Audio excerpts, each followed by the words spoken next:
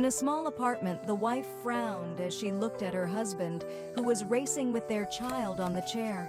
What was he thinking? Did he want to combine work and rest?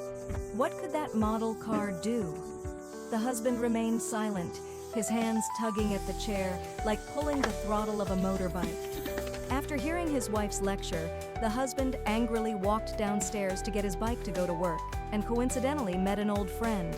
The friend glanced at him with contempt, sneered, and sped away, leaving Min alone with the old broken bike.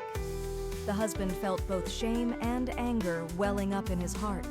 This scene was witnessed by his wife from the balcony, her eyes filled with sadness and helplessness.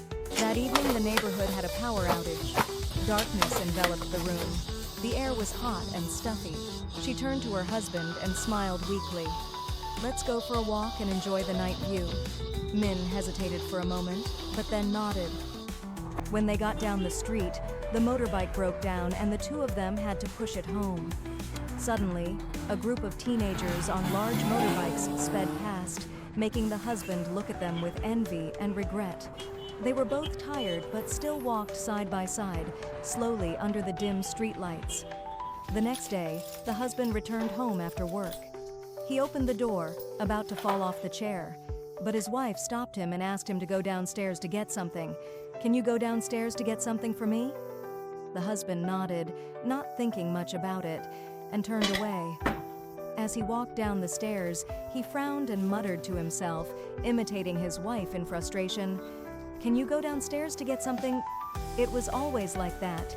He went to a hidden corner in the yard where a large tarp was covering something.